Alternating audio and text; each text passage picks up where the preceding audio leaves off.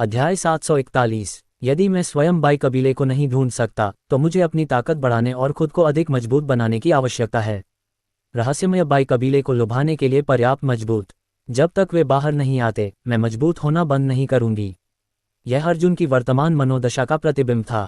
वह प्रसिद्धि पाना चाहता था और सबको चौंकाना चाहता था। दूरी पर चुनौती देने वाली ओर काले लबादों में लिपटी 6 लंबी और राजसी आकृतियां थीं। छहों आकृतियां कंधे से कंधा मिलाकर अर्जुन के प्रदर्शन को उदासीनता से देख रही थीं। वे सभी अविचलित थीं और ऐसा लग रहा था कि उन्हें अर्जुन में कोई खास दिलचस्पी नहीं है। ये 6 दक्षिणी क्षेत्र के 6 बाघ थे। एक ने कहा, कोई बात नहीं, अगर युआन मेंग पर काबू नहीं पाया जाता तो भी कोई बात नहीं।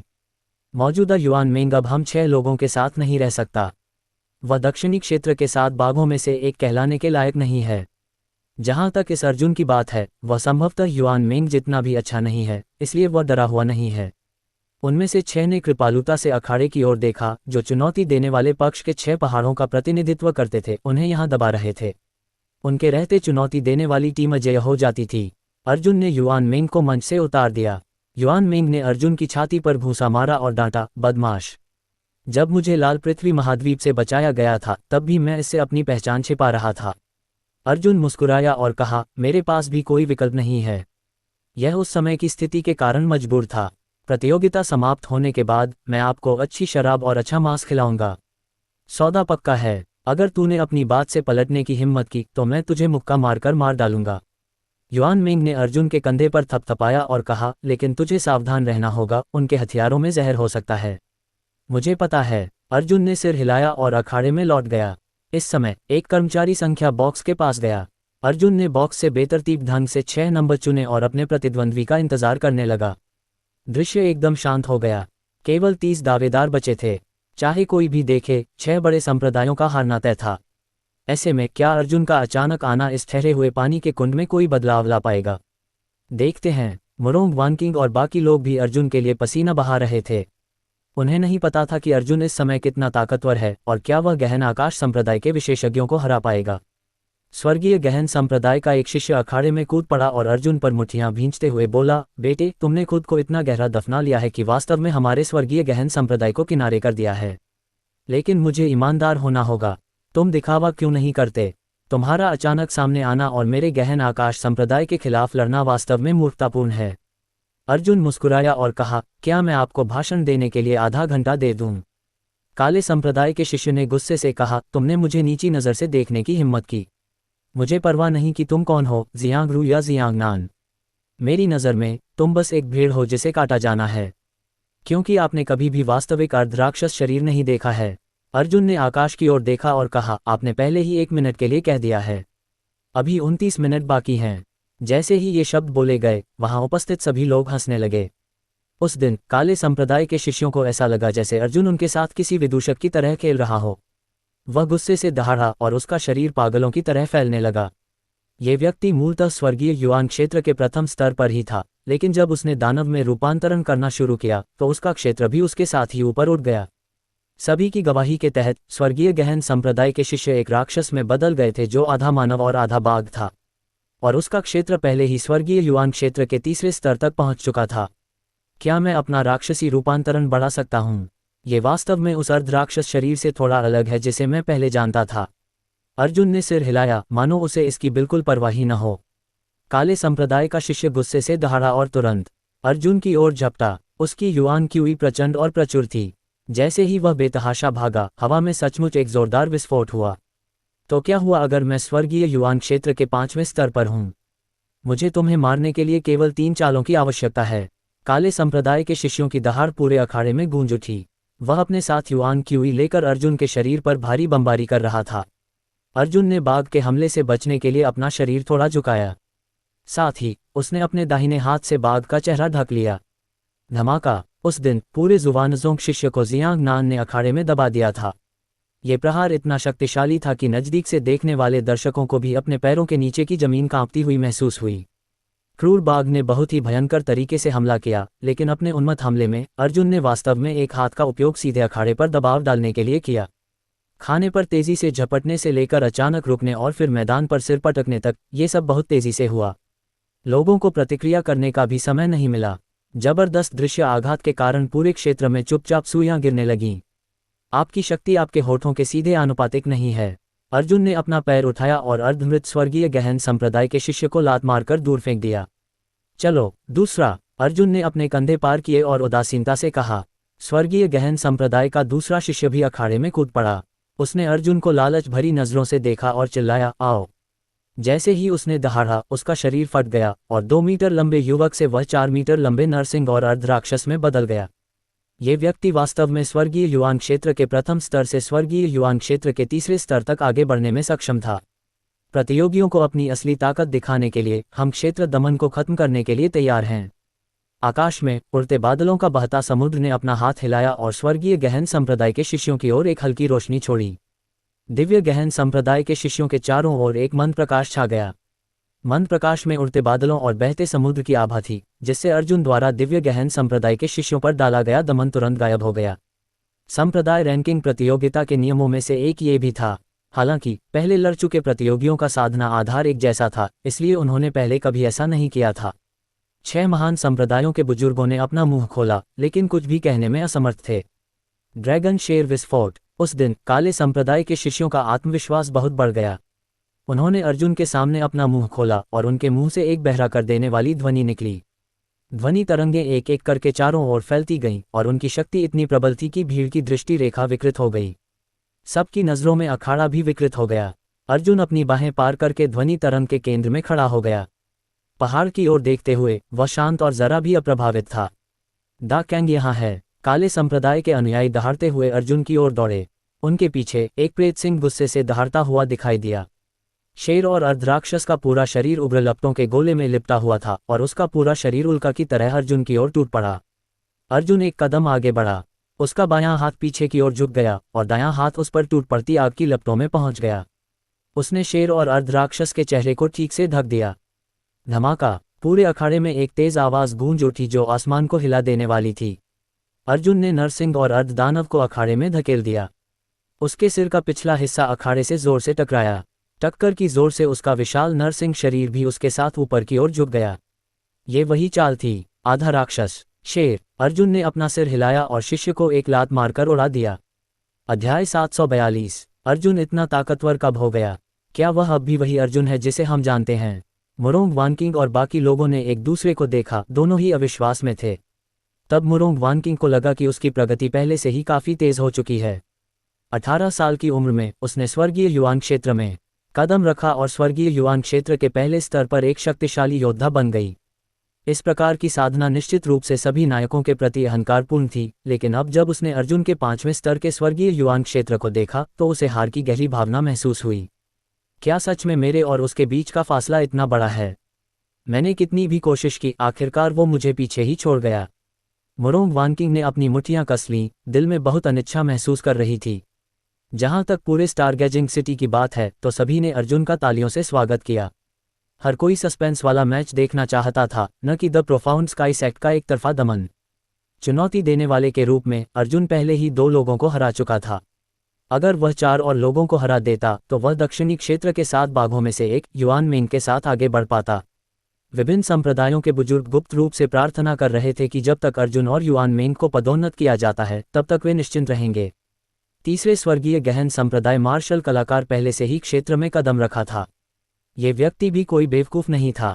अर्जुन और उसके बीच हुई 2 लड़ाइयां देखने के बाद वह समझ गया था कि अर्जुन उतनी सीधी सादी नहीं है जितना उसने सोचा था, जैसा कि दक्षिणी क्षेत्र के 18 सितारों से उम्मीद थी। जरूर तुम में कुछ हुनर है। ब्लैक सेक्ट के मार्शल आर्टिस्ट ने आंखें सिकोड़ लीं और अखाड़े में घूमने लगे। वह हमला करने के लिए एक उपयुक्त अवसर की तलाश में थे। दक्षिणी क्षेत्र के 18 सितारे। अर्जुन एक पल के लिए स्तब्ध रह गया और फिर उसे याद आया कि वह भी दक्षिणी क्षेत्र के 18 सितारों में से एक था और 18वां भी। अर्जुन, तुम्हें आभारी होना चाहिए कि तुम्हें लॉटरी प्रतियोगिता का सामना करना पड़ा, मार्शल कलाकार ने धीरे धीरे तैरते हुए कहा। दक्षिणी क्षेत्र में आपकी 18 सितारा स्थिति के साथ हमारे जैसे साधारण शिष्यों को हराना उतना ही आसान है जितना कि आपसे कम साधना स्तर वाले किसी व्यक्ति को ताड़ का फल लौटाना। ये बच्चा उकसाने वाला तरीका अपना रहा है, मुरोंग वानकिंग ने भौहें चढ़ाते हुए कहा। अर्जुन एक ऐसा इंसान है जिसके अंदर गर्व की गहरी भावना है। मुझे उम्मीद है कि वह मूर्ख नहीं बनेगा और अपने दुश्मनों से नाराज नहीं होगा। अखाड़े में अर्जुन ने अपनी भौहें उठाईं। तुम्हारा मतलब है मैं अपने साधना क्षेत्र और शक्तिशाली युद्ध कौशल से जीता हूँ। काले संप्रदाय के शिष्य ने तुरंत कहा, बिल्कुल। अन्यथा क्या कोई और स्पष्टीकरण है? क्या ऐसा हो सकता है कि आपके पास दूसरों की तुलना में 4 पैर अधिक हैं और आप स्वाभाविक रूप से दूसरों की तुलना में अधिक मजबूत हैं? जैसे ही उसने यह बात कही, काले संप्रदाय के शिष्य ने अर्जुन के सामने कुछ काले छल्ले फेंके और कहा, यदि आपके पास क्षमता है तो यह आत्मा दमनकारी अंगूठी लाओ। आप स्वर्गीय युवान क्षेत्र के 5वें स्तर पर हैं और मेरे पास स्वर्गीय युवान क्षेत्र का केवल पहला स्तर है। यह आत्मा दमनकारी अंगूठी आपकी शक्ति को स्वर्गीय युवान क्षेत्र के पहले स्तर के समान स्तर तक दबा सकती है। अर्जुन ने अपना सिर नीचे किया और 4 आत्मा दमनकारी छल्लों को देखा। इसे मत उठाओ। मोरोंग वानकिंग और बाकी लोग चौंक गए। उन्होंने अपनी मुट्ठियां भींच लीं और मन ही मन प्रार्थना करने लगे। अर्जुन, मूर्ख मत बनो। क्या आप जानते हैं कि मैंने अपनी साधना क्षेत्र की साधना की है? ये भी मेरी व्यक्तिगत शक्ति का एक हिस्सा है। अर्जुन ने कहा। सभी ने राहत की सांस ली। हालांकि अर्जुन ने सभी आत्मा दमनकारी अंगूठियां उठा लीं और कहा, लेकिन मैं तुम्हें यह मौका दूंगा। दर्शक अवाक रह गए। दुनिया में इतना मूर्ख तथाकथित विशेषज्ञ भी था। अर्जुन ने वास्तव में सबके सामने अपने टखनों और कलाइयों पर 4 आत्मा निरोधक अंगूठियां पहना दी। दाइक्यूई द्वारा आत्मा दमनकारी अंगूठी इकट्ठा करने के बाद अर्जुन की आभा अचानक कम हो गई। उसका राज्य अभी भी मौजूद था, लेकिन उसकी मार्शल आर्ट की शक्ति बहुत कम हो गई थी। कम से कम ये वैसा ही था जैसा काले संप्रदाय के शिष्यों ने कहा था। अभी ये केवल स्वर्गीय युवान प्रथम चरण के मार्शल कलाकार के बराबर था। काले संप्रदाय के अनुयायी बहुत खुश हुए। वह तुरंत एक राक्षस में बदल गया और आधा मनुष्य आधा बैल राक्षस बन गया। इस व्यक्ति का मुख्य शरीर मानव जैसा था, साथ ही कुछ मवेशी जैसे राक्षसी जानवरों जैसी शारीरिक विशेषताएं भी थीं। इसके अलावा उसके हाथ में 3 मीटर लंबा युद्ध कुल्हाड़ा था। उसे यह जानने के लिए सोचने की जरूरत नहीं थी कि कुल्हाड़ी निश्चित रूप से रंगहीन, गंधहीन और अदृश्य विष से ढकी हुई थी। अर्जुन, आज तुम्हारी मृत्यु का दिन है। उस दिन काले संप्रदाय के अनुयायी तेजी से दौड़े। उनके पैरों के नीचे युआन क्यूई एक जोरदार विस्फोट के साथ फट गया, जिससे उनका पूरा शरीर एक विशाल प्रतिबिंब में बदल गया। छाया अर्जुन की ओर चमकी। उसकी गति प्रभावशाली थी। अर्जुन का शरीर भी चमक उठा। स्वर्गीय गहन संप्रदाय के शिष्यों की गोल कुल्हाड़ी को चकमा देते हुए उसका बायां हाथ तेजी से स्वर्गीय गहन संप्रदाय के शिष्यों के गले में कट गया। शिष्य को उल्टी हुई और उसने उल्टी करने के लिए अपनी गर्दन ढक ली। अर्जुन का दाहिना हाथ एक मुड़ी हुई तलवार में बदल गया और शिष्य के हृदय में जोर से वार कर दिया। शिष्य का हृदय अचानक बैठ गया और उसकी पीठ पर एक उभार उभर आया। अर्जुन ने अपनी कृपाण वापस खींच ली और शिष्य के हृदय पर मुक्का मारा। शिष्य पीछे झुक गया और अर्जुन ने एक हाथ से उसकी गर्दन पकड़ ली और उसे जोर से अखाड़े में धकेल दिया। धमाका। ये वही चाल थी। इस बार दबाव पहले से कहीं कमजोर था। हालांकि ब्लैक सेक्ट के अनुयायी अभी भी इतने बड़े प्रभाव का सामना करने में असमर्थ थे, खासकर जब उनके सिर का पिछला हिस्सा जमीन पर आ गिरा और वे वहीं बेहोश हो गए। अर्जुन ने उसका पैर पकड़ लिया और उसे अखाड़े से बाहर फेंक दिया। दृश्य में हलचल मच गई। यह क्या है? अर्जुन ने अपने हाथ फैलाए, मानो वह दर्शकों से पूछ रहा हो, मानो वह स्वर्ग खोजी गहन संप्रदाय से पूछ रहा हो। वह धीरे धीरे अखाड़े में चला गया और बोला, क्या गुंडे सड़कों पर लड़ रहे हैं? दर्शकों का उत्साहपूर्ण माहौल अचानक शांत हो गया। आप इस तरह की चीज को मार्शल आर्ट कहते हैं? अर्जुन ने भौहें चढ़ाते हुए कहा, मार्शल आर्ट का मतलब दुश्मनों पर मुक्के और कुल्हाड़ी चलाना है। अर्जुन के प्रश्न से सभी अवाक रह गए, लेकिन ध्यान से सोचने पर लगा कि वास्तव में यही मामला था। चौथा स्वर्गीय गहन संप्रदाय मार्शल कलाकार उछल पड़ा। यह मार्शल कलाकार पिछले तीनों की तुलना में बहुत अधिक दुर्जेय था, न केवल इसलिए कि उसके पास स्वर्गीय युवान का दूसरा स्तर था, बल्कि इसलिए भी कि उसकी आभा बहुत अलग थी। अर्जुन ने केवल एक नज़र डाली और जान गया कि उसका चौथा दुश्मन एक क्रूर चरित्र होना चाहिए जिसने सैकड़ों लड़ाइयों का अनुभव किया हो। ऐसा मत सोचो कि सिर्फ तुम्हारा ही सामना सौभाग्य से होता है। काले संप्रदाय के शिष्य ने बर्फीली तलवार निकाली और कहा, पता नहीं तुमने कौन सी विधि खोज निकाली है जिससे अर्धराक्षस के शरीर से शारीरिक शक्ति के आधार पर मुकाबला किया जा सके। लेकिन अगर यह मार्शल आर्ट है तो आपके पास किसी को सबक सिखाने की योग्यता नहीं है। उस दिन काले संप्रदाय के शिष्यों का शरीर फट गया और वे चीते और आधे राक्षस में बदल गए। इस शिष्य के शरीर पर बड़े बड़े धब्बे थे और उसका शरीर पहले से ही सबसे उत्तम अनुपात में पहुंच चुका था। एक झटके से वह अर्जुन के पीछे पहुंच गया। उसके हाथ में पकड़ी तलवार अर्जुन के कंधे पर जोर से लगी। इतनी जल्दी? दर्शक घबराकर चिल्लाए। उन्हें बस एक परछाई दिखाई दी। काले संप्रदाय के अनुयायी पहले ही किसी दूसरी जगह प्रकट हो चुके थे। ये गति एक तेंदुए में होने वाले मानक गुण से भरपूर थी और वह थी गति। इसके अलावा ये गति और शक्ति के मेल का सर्वोत्तम उदाहरण था।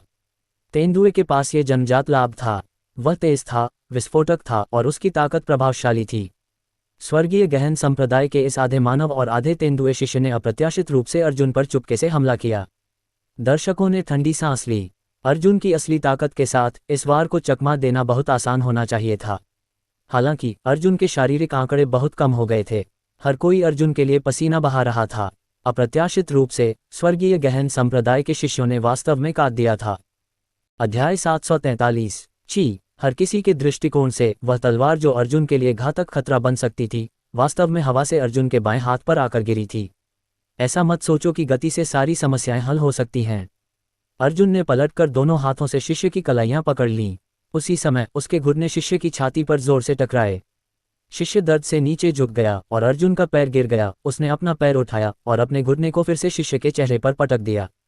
ठीक इसी समय शिष्य ने अपने दाहिने पैर से जमीन पर जोर से धक्का मारा और उसका शरीर एक फुसफुसाहट के साथ क्षैतिज रूप से आगे बढ़ा, जिससे अर्जुन का हमला चकमा दे गया। तुम्हारे पास मुझे सबक सिखाने की क्या योग्यता है? काले संप्रदाय के शिष्य ने अपनी छाती ढांक ली और जोर जोर से हाँफने लगा। वह दहाड़ा, दिन भर इतना बड़ा मत बनो। क्या आप जानते हैं कि मैंने मार्शल आर्ट के लिए कितना खून, आंसू और पसीना बहाया है? सिर्फ इसलिए कि हम द प्रोफाउंड स्काई सेक्ट में शामिल हो गए, क्या तुम सोचते हो कि हम सब कमीने हैं? मैं तुम्हें बता दूं, मैंने मार्शल आर्ट में तुमसे कहीं ज्यादा मेहनत की है। शिष्य फुसफुसाते हुए अर्जुन की ओर दौड़ा। अर्जुन ने उसकी गति देखी और अनुमान लगाया कि वह कहाँ उतरेगा, लेकिन उसे यह स्वीकार करना पड़ा कि वह वास्तव में इस शिष्य की गति के साथ नहीं चल सकता था। जिस क्षण काले संप्रदाय के शिष्य जमीन पर उतरे, उनके बाएं हाथ ने अर्जुन के कंधे को पकड़ लिया और उनके दाहिने हाथ की तलवार ने अर्जुन की पीठ पर वार किया। अर्जुन शिष्य की गति को चकमा नहीं दे सकता था, इसलिए उसने अपना समय चकमा देने में बर्बाद नहीं किया। इसके बजाय उसने शिष्य के हमले के रास्ते का अनुमान लगाने पर ध्यान केंद्रित किया। जब तक तलवार नीचे गिरती, अर्जुन ने पहले ही आदमी की कलाई पकड़ ली थी और अपने दाहिने हाथ को आदमी की तलवार पर जोर से मारा था। झेंग। उंगलियों के जोरदार प्रहार से तलवार कांप उठी। तेंदुआ उसे स्थिर नहीं रख सका, इसलिए उसने तुरंत अपनी तलवार छोड़ दी और बाघ की दहाड़ के साथ अर्जुन के सिर पर जोर से मुक्का मारा। अर्जुन ने अपना शरीर उल्टा कर लिया। उसका सिर, पैर और टांगें तेंदुए की बांह पर जकड़ गईं, जिससे उसका पूरा शरीर जमीन पर आ गिरा। उसी समय उसके घुटने घूमकर शिष्य के चेहरे पर आ गिरे। शिष्य ने दोनों हाथों से जमीन पर थपथपाया और अर्जुन के एक और घातक हमले से बचते हुए बाहर निकल गया। वह भारी सांस लेते हुए गुस्से से बोला, मैं क्या कर सकता हूँ? अगर मैं गहन आकाश संप्रदाय में शामिल नहीं हुआ तो मेरी लगभग 20 वर्षों की मार्शल साधना पूरी तरह से अपंग हो जाएगी। मुझे लगता था कि मैं बहुत ताकतवर हूँ, लेकिन मुझमें अर्धदानव शरीर के सामने प्रतिरोध करने की भी क्षमता नहीं थी। वे बस वहां खड़े रहे और हिले नहीं, इसलिए मैं उनकी सुरक्षा को भेद नहीं सका। क्या आपने कभी इस तरह की निराशा का अनुभव किया है? आपको क्या लगता है मैं क्या कर सकता हूँ? मैं अभी अभी द प्रोफाउंड स्काई सेक्ट में शामिल हुआ हूँ और अपने लिए एक नया रास्ता खोज लिया है। क्या आप जानते हैं? अर्जुन ने अपने कंधे पर हाथ रखकर कहा, मुझे वास्तव में इस बात से गुस्सा नहीं आया कि किसने किसके साथ विश्वासघात किया, किसने किसके साथ विश्वासघात किया। तुम लोगों ने वास्तव में इतनी आसानी से राक्षस बनना चुन लिया। तुमने वास्तव में मानव शरीर त्याग दिया और स्वेच्छा से एक ऐसी चीज बना ली जो न तो मानव है और न ही भूत। शिष्य ने क्रोधित होकर कहा, आपने जो कहा वह बहुत हल्की बात है। अगर मैं राक्षस में परिवर्तित नहीं हुआ तो मैं उनसे कैसे लड़ पाऊंगा? क्या आप अपना भाग्य स्वीकार करते हैं? मार्शल आर्ट का आविष्कार क्यों हुआ? अर्जुन ने पूछा, मानो वह शिष्य से पूछ रहा हो, मानो वह वहां उपस्थित सभी मार्शल कलाकारों से पूछ रहा हो। क्योंकि हमारा मानव शरीर राक्षसी जानवरों के सामने टिक नहीं सकता, क्योंकि हम उन लोगों की रक्षा करना चाहते हैं जिनकी हम परवाह करते हैं, और हम अपने देश की रक्षा करना चाहते हैं। हमें अपनी गरिमा और अखंडता की रक्षा स्वयं करनी होगी। ये पवित्र और अलंघनीय है। ये ठीक इसलिए है क्योंकि हम उन्हें हरा नहीं सकते, क्योंकि हम कमज़ोर हैं, इसीलिए हमें मार्शल आर्ट सीखने की ज़रूरत है।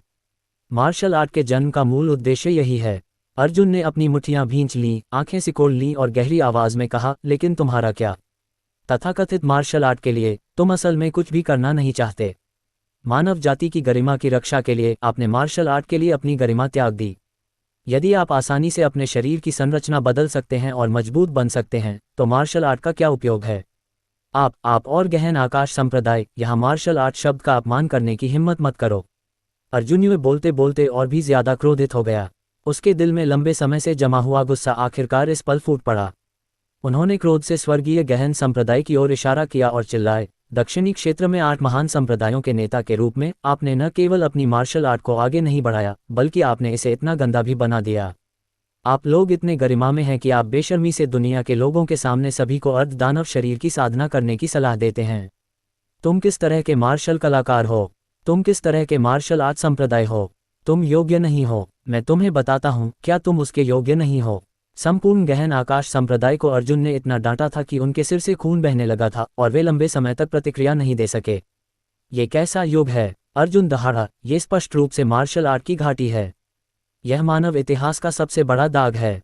गहन आकाश पंथ, तुम तो मनुष्य होने के भी योग्य नहीं हो। वाह! पूरा दर्शक दंग रह गया। अर्जुन ने सचमुच दक्षिणी डोमेन संप्रदाय के नेता तियान जुवानजोंग को दुनिया के सामने डांटा था। अर्जुन की लगातार चिल्लाहट से 6 महान संप्रदायों के बुजुर्ग और शिष्य चुप हो गए। वे गहन चिंतन में डूब गए। हाओरान संप्रदाय, 4 शिखर गुरु, एल्डशी बेहोंग और अन्य लोग अखाड़े में अर्जुन को अजीब नज़रों से देख रहे थे। यह नज़र एक मार्शल कलाकार की मार्शल आर्ट के प्रति सहज कोमलता को दर्शाती थी। घटनास्थल का माहौल अचानक बदल गया। सबकी नज़रों में अब 30 चुनौती देने वाले नहीं थे जो गहन आकाश संप्रदाय के खिलाफ लड़ने वाले थे। इसके बजाय यह अर्जुन था जो सभी के दिलों में मार्शल डाओ को चुनौती देने वाला था। उन्होंने मार्शल आर्ट के एक ज्वलंत, शुद्ध हृदय का उपयोग दुनिया के सभी मार्शल कलाकारों को दोषी ठहराने के लिए किया तथा संपूर्ण गहन आकाश संप्रदाय के लोगों के बारे में शोर मचाया। उस समय सभी ने फिर से अर्जुन की ओर देखा और अचानक महसूस किया कि वह एक दुखद नायक की तरह था। युद्ध के मैदान में एक सैनिक की तरह, जब उसके पक्ष ने आत्मसमर्पण कर दिया था और सभी ने दुश्मन के आक्रमण की तैयारी के लिए अपनी बाहें फैला दी थी, तब भी वह खून से नहाया हुआ था और अपने हाथ में हथियार लेकर अकेले ही गंदी युद्ध भूमि में लहरा रहा था। घटनास्थल पर कोई भी नहीं बोला। सब चुप थे। बहुत समय बाद पापा, युआन मिंग ने हाथ में पकड़ी शराब की शीशी जमीन पर पटक दी। उसने ऊपर देखा और दहाड़ा, वाह! ये तो पापा को पहले से ही नापसंद थे। यदि मजबूत होने की कीमत यह है कि मैं एक भूत बन जाऊं जो किसी का नहीं है, तो मैं घर जाकर खेती करना पसंद करूंगा। अर्जुन ने राहत की एक लंबी सांस ली। उसने पिछले कुछ महीनों से अपने दिल में जमा सारा गुस्सा बाहर निकाल दिया। उसका दिल अब पहले से कहीं ज्यादा सुकून से था। क्या तुम मार्शल आर्ट को नीची नज़र से नहीं देखते? अर्जुन ने गहरी सांस ली। उसने अपना चोगा उतारकर एक तरफ फेंक दिया। अपने ऊपरी शरीर को नंगा करके उसने अपने भंडारण रिंग से एक बिल्कुल नई और सादी प्रशिक्षण वर्दी निकाली और धीरे से उसे अपने शरीर पर पहन लिया। क्या आपको नहीं लगता कि केवल शारीरिक शक्ति ही मार्शल आर्ट से बाहर निकलने का एकमात्र रास्ता है? यह अच्छी बात है। अर्जुन ने गंभीरता से अपना कॉलर सीधा किया और अपनी आस्तीन ऊपर चढ़ा ली। उन्होंने अपने जूते उतार दिए और नंगे पांव अखाड़े में खड़े हो गए। उन्होंने स्वर्गीय गहन संप्रदाय के शिष्यों की ओर हाथ हिलाया और कहा, मैं आपको बता दूं, मैं अर्धदैत्य शरीर की रक्षा को भेदने में इसलिए सक्षम हुआ क्योंकि मैंने स्वर्ण शरीर की साधना की थी। और अब मैं गोल्डन बॉडी अनब्रेकेबल का उपयोग नहीं करूंगा। मैं आपसे एक शुद्ध मार्शल कलाकार के रूप में लड़ूंगा। अध्याय 744। वो दृश्य बहुत जाना पहचाना था।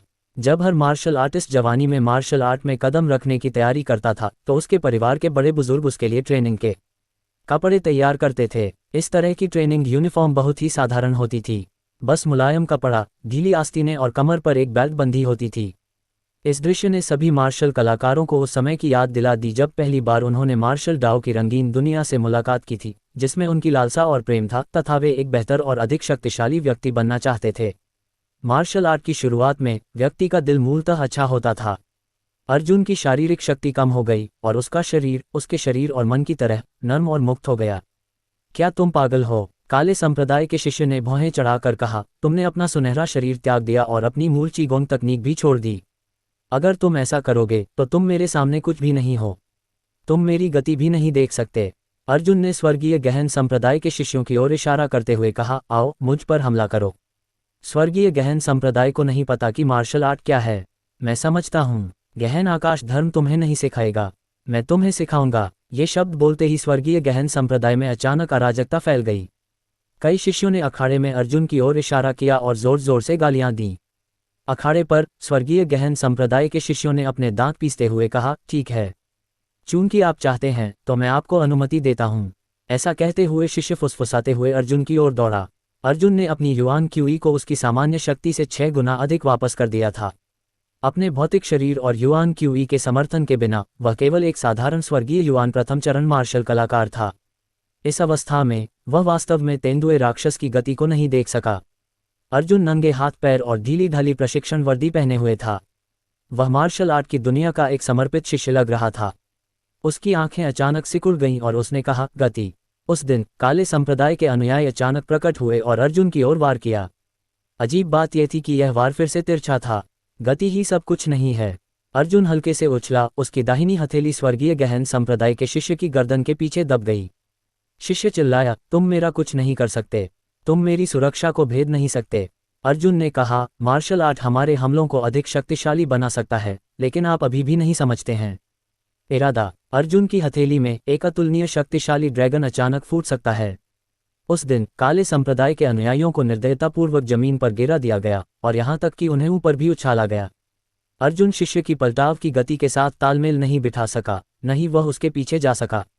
हालांकि उसे बहुत पहले से पता था कि ऐसा होगा। उसने शिष्य के पलटाव और उड़ान भरने का एक कदम पहले ही इंतजार कर लिया था। जब शिष्य बाहर आया तो अर्जुन ने उसका टखना पकड़ लिया और उसे अखाड़े में पटक दिया। धमाका। शिष्य झटके से उछला और उसके मुंह से खून निकल आया। ये संभव नहीं है। स्वर्गीय गहन संप्रदाय के सभी शिष्य खड़े हो गए और बोले, धिक्कार है, अर्धदानव शरीर का रक्षात्मक प्रकार इस तरह नहीं तोड़ा जा सकता। उसकी इच्छा शक्ति पहले से ही बहुत मजबूत है। फैंग झाओकी ने अपनी तलवार अपनी बाहों में पकड़ी और फुसफुसाया, मैं पहले ही एक नई ऊंचाई पर पहुंच चुका हूं। दहाड़। काले संप्रदाय के अनुयायी दयनीय हालत में भाग गए। वह दहाड़ते हुए उछल पड़ा और बोला, मैं तुम्हें मारने के लिए युआन क्यूई का इस्तेमाल करूंगा। उछालती लहरें। शिष्य ने हिंसक रूप से युआन क्यूई के साथ अर्जुन पर बमबारी की और विशाल युआन क्यूई प्रकाश गेंदें एक एक करके अर्जुन की ओर उड़ गईं। अर्जुन ने दोनों हाथों से एक वृत्त बनाया, जिससे यिन यांग अक्षमता की एक चाल जारी हुई। प्रकाश के उन गोलों को अस्पष्ट रूप से विशाल 8 त्रिग्राम संरचना आरेख में खींच लिया गया। अर्जुन का मन शांत था क्योंकि उसने धीरे धीरे 8 त्रिग्राम निर्माण आरेख को बाहर धकेला। एक ही पल में प्रकाश के अनगिनत गोले एक साथ बाहर निकल आए। आकाश में स्वर्गीय गहन संप्रदाय के शिष्य सीधे हवा में उछल गए और वे तुरंत अखाड़े से बाहर गिर पड़े। यहाँ तक कि उनकी सांसें भी रेशम की चमक की तरह क्रोधित हो गईं। अर्जुन ने अपने हाथ नीचे दबाए और एक लंबी सांस छोड़ते हुए कहा, धन्यवाद। दृश्य अत्यंत शांत था। 5वां स्वर्गीय गहन संप्रदाय का शिष्य ऊपर आया। ये व्यक्ति स्वर्गीय युआन क्षेत्र के तीसरे स्तर पर था और एक विचित्र वस्तु में बदल गया था। इस वस्तु के चेहरे की बनावट चील जैसी थी, लेकिन उसके शरीर की मांसपेशियां एकदम सही थीं। प्राचीन राक्षसी जानवर। किसी ने इस तरह की चीज को पहचान लिया और आश्चर्य से चिल्लाया। वह दक्षिणी डोमेन के 18 सितारा लियू चेनेगुवान हैं, जो 17वें स्थान पर हैं। जब तक राक्षसी परिवर्तन पूरा हुआ, तब तक वह पहले ही स्वर्गीय युआन क्षेत्र के 5वें स्तर पर पहुंच चुका था। लगता है अब मुझे इसकी जरूरत नहीं है। अर्जुन ने अपनी आत्मा दबाने वाली अंगूठी उतारी और उसे अखाड़े में फेंक दिया।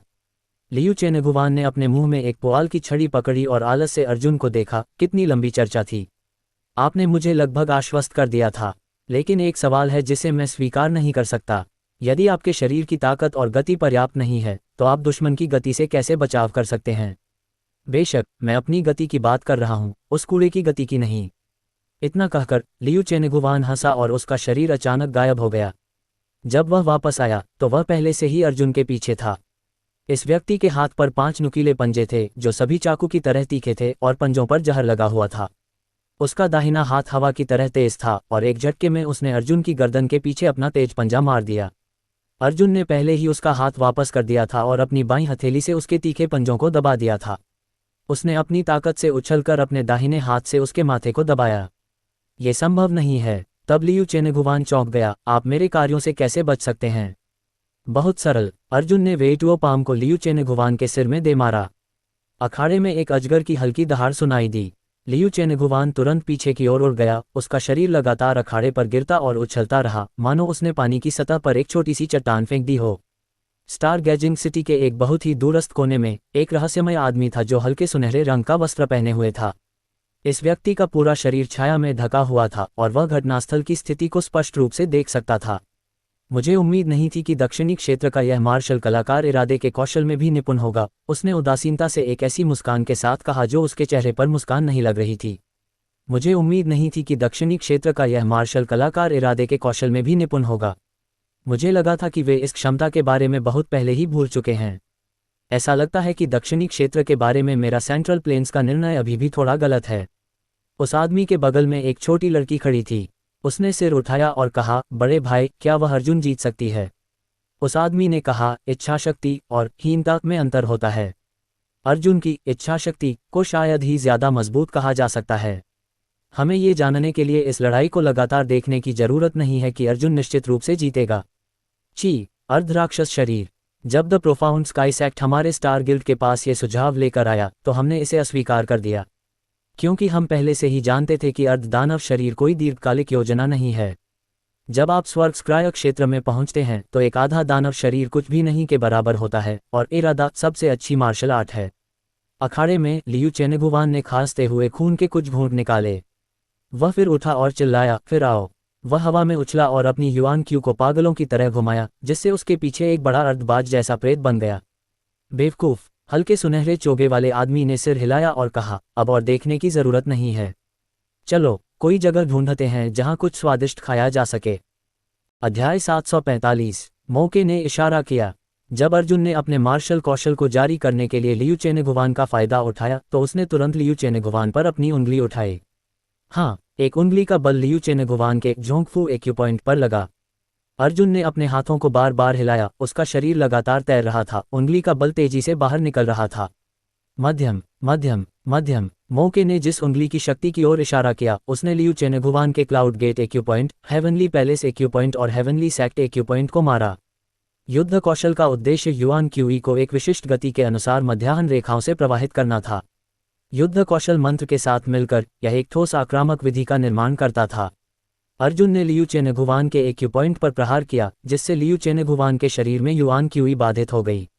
वहां जोरदार विस्फोट हुआ। इससे पहले कि लियू चेनेगुवान अपना मार्शल कौशल जारी कर पाता, वह अपने आप ही फट गया। आग की लपटों के समुद्र में लियू चेनेगुवान एक उग्र आदमी में बदल गया और आकाश से नीचे गिर गया। दृश्य भय की चीखों से भरा हुआ था। अर्जुन ने उसके हाथ के पिछले हिस्से पर थपथपाते हुए कहा, युद्ध कौशल का इस तरह से उपयोग नहीं किया जाता। युद्ध कौशल का उपयोग केवल तब किया जाता है जब हमारे सामान्य आक्रामक तरीके दुश्मन को अधिक गंभीर चोट पहुंचाने में असमर्थ होते हैं। ऐसा नहीं है कि आप उचित अवसर न मिलने पर भी इसका मूर्खतापूर्ण उपयोग करें। ऐसा करने से आप दुश्मन के लिए जीवित लक्ष्य बन जाएंगे। अर्जुन ने उंगली उठाई और कहा, यह एक तीरंदाज के तीर चलाने जैसा है। तीरंदाज को यह सुनिश्चित करना चाहिए कि उसे तीर छोड़ने का उपयुक्त अवसर मिल गया है।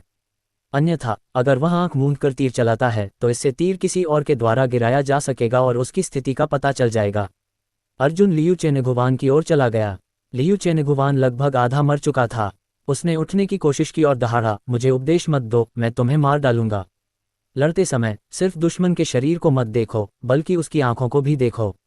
सिर्फ इसी तरह तुम उसके इरादों का अंदाजा लगा सकते हो, अर्जुन ने कहा। अर्जुन बोलते समय उसने अपना सिर बाईं ओर झुका लिया।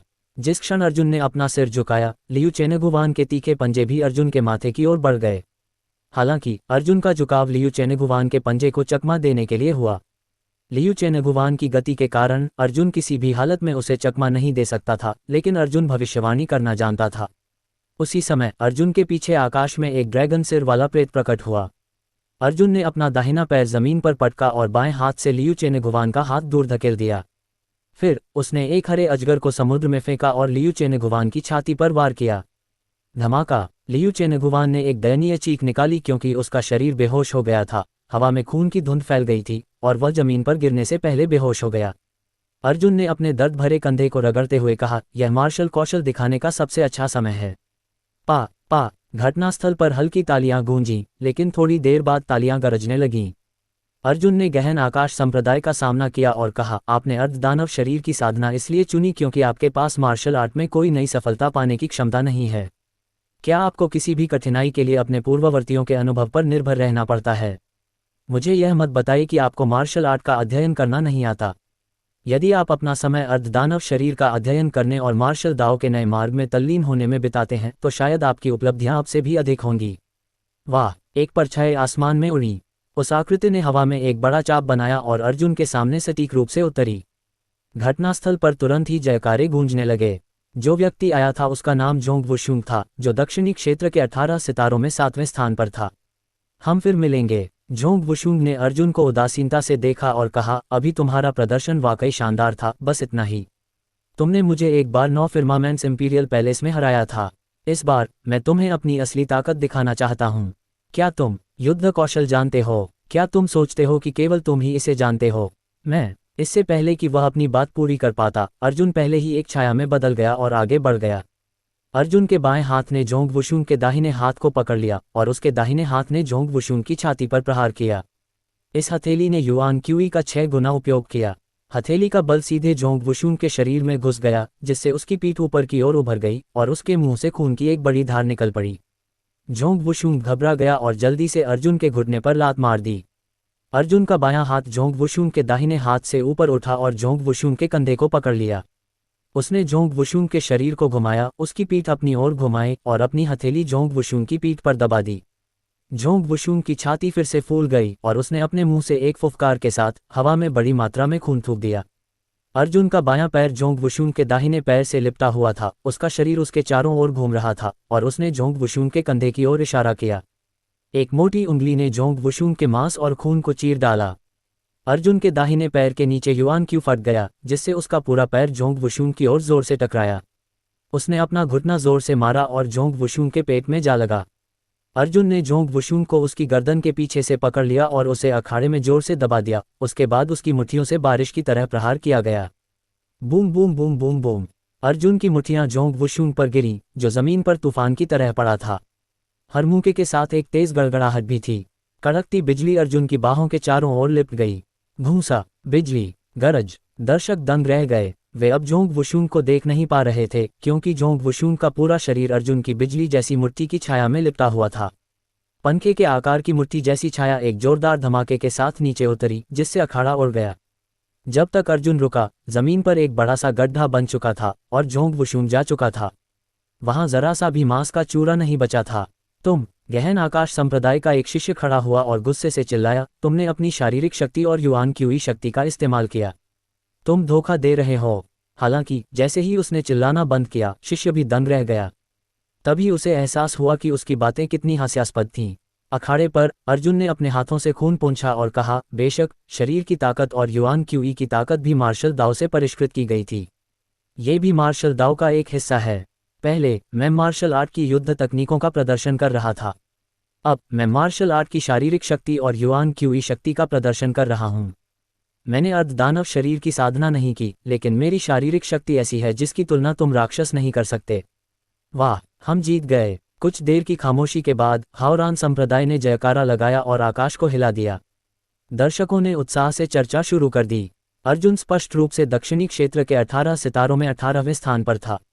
हालांकि उसने वास्तव में 7वें स्थान पर रहने वाले जोंग वुशुंग को सीधे चकनाचूर करने के लिए इतना हिंसक तरीका अपनाया था। खासतौर पर इसलिए क्योंकि जोंग वुशुंग हुआन क्विंगजू का शिष्य था।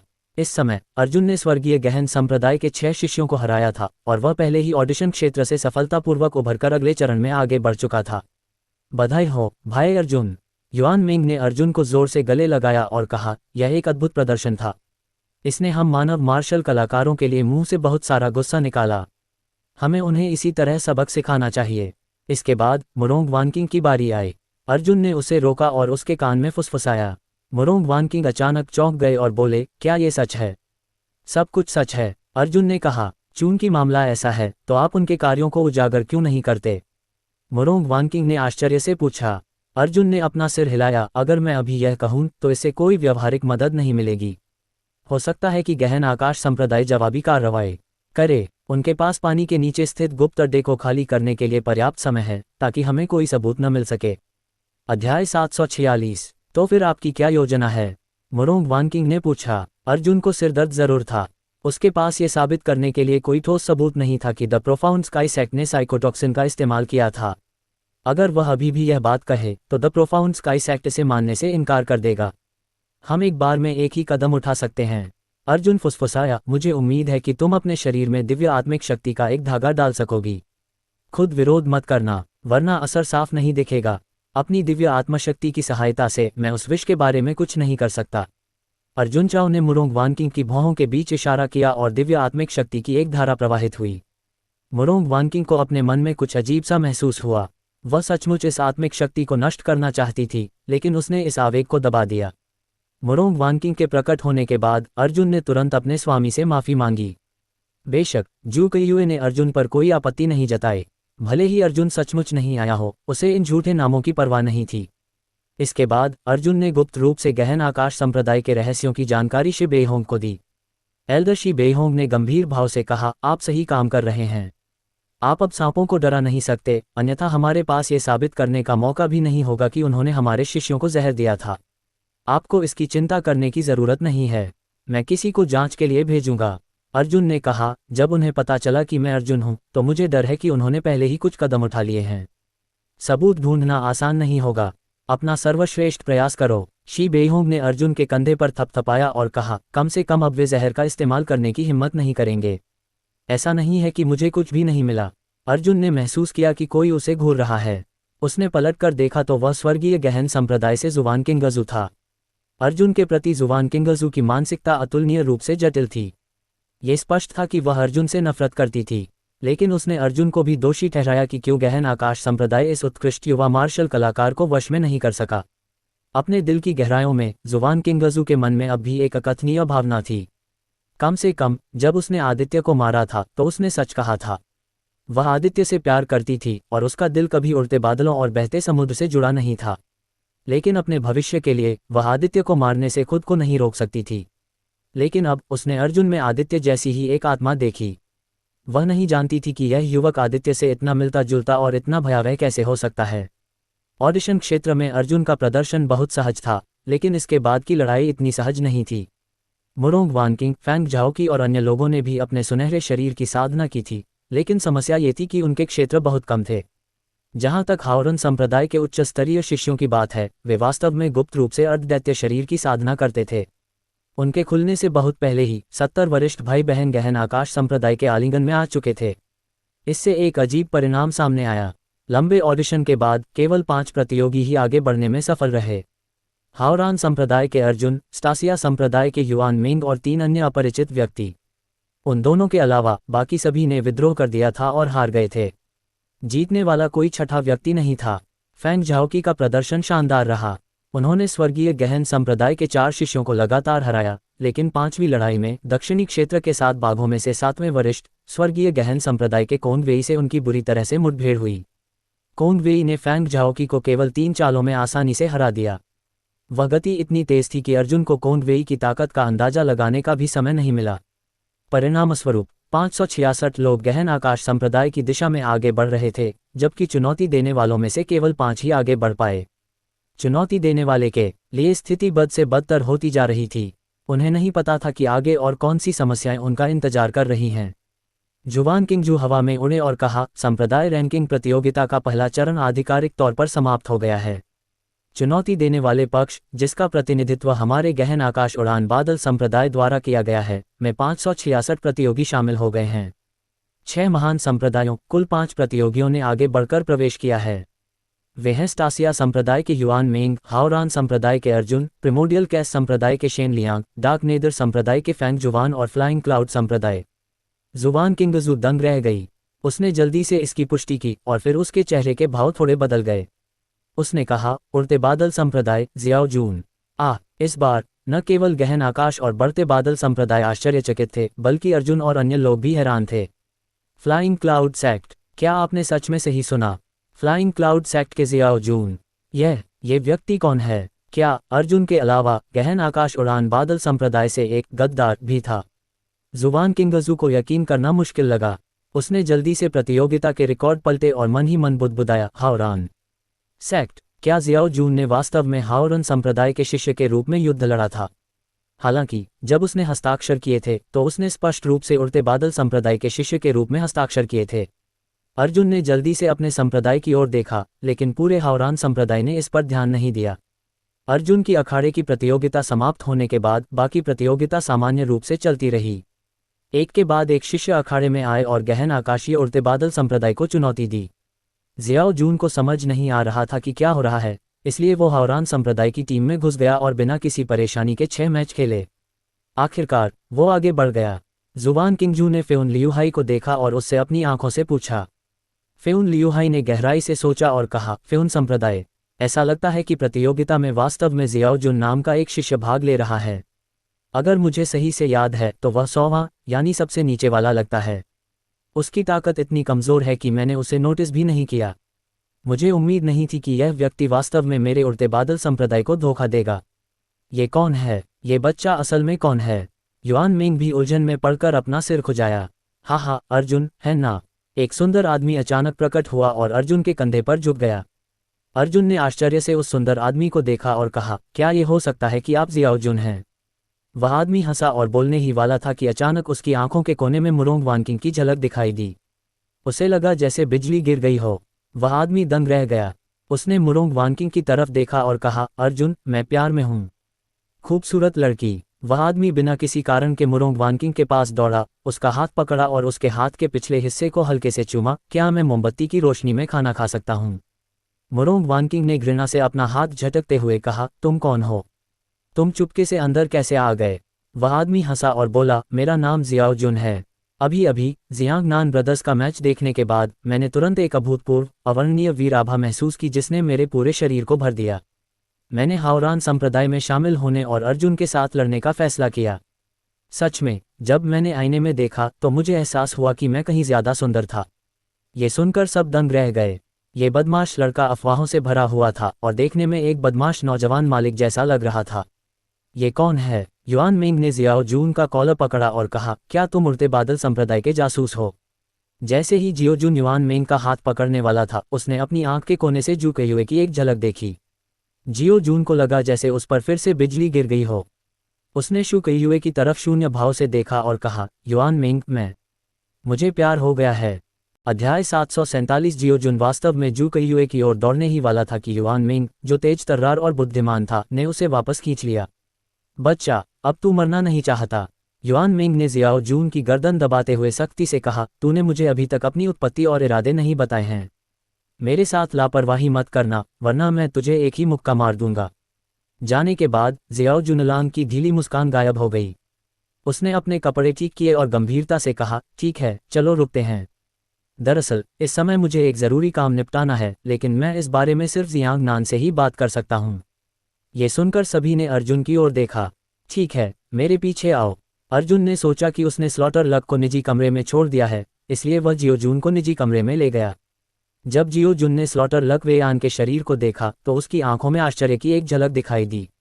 अगर तुम्हें कुछ कहना है तो कह दो, यहाँ कोई बाहरी नहीं है, अर्जुन ने कहा। जियो जुन ने गंभीरता से सिर हिलाया और कहा, वास्तव में मेरी पिछली फूहड़ उपस्थिति सब दिखावा थी ताकि इसे दूसरों से छुपाया जा सके। अर्जुन गंभीर हो गया और धीमी आवाज में बोला, मैं समझ गया। जियो जुन ने अपनी आवाज धीमी करते हुए कहा, अब से मैं जो तुम्हें बता रहा हूं वह बहुत गंभीर है। तुम्हें किसी और को यह नहीं बताना चाहिए। अर्जुन को लगा कि जियाओ जून थोड़ा नाराज हो रहा है। वह काफी देर तक बोलता रहा, लेकिन एक भी सार्थक शब्द नहीं निकला, बस धैर्यपूर्वक सुनता रहा। जियाओ जुन ने इधर उधर देखा और उसके चेहरे पर एक गंभीर भाव उभर आया। उसने अर्जुन को बुलाया और अर्जुन के कान में फुसफुसाया, क्या मैं पूछ सकता हूं कि क्या भगवान शू कयुए की कभी शादी हुई थी? उनकी छाती का घेरा कितना है? अर्जुन के मुंह ने जियाओ जुन को जमीन पर गिरा दिया और कहा, ये वही है जिसके बारे में आप बात कर रहे हैं।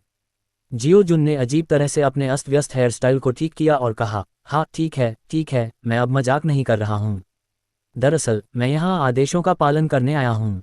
मेरे गुरु और फैंग मास्टर जू बहुत करीब हैं और मेरी असली पहचान उड़ते बादल संप्रदाय के शिष्य की नहीं है। मास्टर ने मुझे फैंग जो को कुछ देने का आदेश दिया है। इसे देखने के बाद वह स्वाभाविक रूप से समझ जाएगी। जियो जुन ने एक चौकोर लकड़ी का बक्सा निकाला और गंभीर भाव से उसे अर्जुन को सौंप दिया। अर्जुन ने लापरवाही बरतने की हिम्मत नहीं की। जब उसने लकड़ी का बक्सा उठाया तो उसने अपनी बिजली जैसी तेज नज़र से उसे देखा। उसने पाया कि अंदर कोई जहरीली चीज़ या हथियार नहीं थे। इसका मतलब था कि बक्सा छिपकर हमला करने के लिए इस्तेमाल नहीं किया जाता था। मैं समझ गया, एक मिनट रुको। अर्जुन ने जियाओ जून के कंधे पर थपथपाया और कहा, मैं जा रहा हूँ। अर्जुन ने देर करने की हिम्मत नहीं की। वह तुरंत प्रकृति संप्रदाय की कतार में वापस भागा और जू कयुए को ढूंढ निकाला। मास्टर, मेरे पास आपके लिए कुछ दिखाने के लिए है। अर्जुन ने लकड़ी का बक्सा जू कयुए को दिया और लकड़ी के बक्से की उत्पत्ति के बारे में बताना शुरू किया, ये चीज़ है। जू कयुए ने भावशून्यता से लकड़ी का बक्सा खोला। जैसे ही लकड़ी का बक्सा खुला, गुलाब की पंखुड़ियों का एक बड़ा टुकड़ा बाहर निकल आया। पंखुड़ियों की वर्षा के बीच 2 अंगुल की ऊंचाई वाली एक छोटी लकड़ी की आकृति नाचने लगी। अर्जुन स्तब्ध था, जबकि जू कयुए भावशून्य थी। 3 बार कूदने के बाद छोटे लकड़ी के आदमी ने अपने हाथ में एक छोटा सा बैनर खोला और कहा, भगवान जू, आपके लिए मेरा प्यार बहती नदी की तरह है। जू कयुए ने भावशून्यता से अर्जुन की ओर देखा और कहा, तुम्हारा क्या मतलब है? अर्जुन ने अपनी आंखें चौड़ी की और चिल्लाया, जियो जुन, मैं तुम्हें मार डालूंगा। तियान्यू सिटी, वाम्पोआ अरिस्टोक्रेट कबीले के स्वामित्व वाला एक रेस्तरां। निजी कमरे में शराब की मेज पर युआन मिंग हाथ में गिलास लिए खड़ा हुआ और बोला, हम में से जो 5 लोग आज आगे बढ़े हैं वे पहले ही आ चुके हैं। संप्रदाय रैंकिंग प्रतियोगिता में केवल हम 5 ही बचे हैं। मुझे डर है कि अगला क्वालिफाइंग राउंड आसान नहीं होगा। शायद हमें एक दूसरे की मदद करनी पड़ेगी। पहले मैं अपना परिचय दे दूं। मेरा नाम युआन मेंग है। मैं महासागर महाद्वीप स्टारसी संप्रदाय से हूँ। अर्जुन भी खड़ा हुआ और बोला, बड़े भाई युआन मेंग सही कह रहे हैं। भविष्य में हम पांचों एक दूसरे का ख्याल रखेंगे। मेरा नाम अर्जुन है और मैं ब्लू टाइड महाद्वीप हावरान संप्रदाय से हूँ। मेरा नाम शेन लियांग है। मैं ग्लेशियर महाद्वीप आदिम अराजकता संप्रदाय से हूँ। एक लंबे और पतले आदमी ने शुरू से अंत तक अपनी आंखें बंद करके कहा। तभी एक सुंदर और सुकुमार युवक, जो केवल 14 या 15 वर्ष का लग रहा था, खड़ा हुआ। सबने उस युवक पर बहुत ध्यान दिया। उन्होंने पाया कि वह गोरा और साफ सुथरा, दुबला पतला, जवान था और उसमें जरा भी ताकत नहीं थी। हालांकि ये युवक वास्तव में सफलतापूर्वक आगे बढ़ गया था। उसने लगातार 6 चुनौती देने वाले शिष्यों को हराया था।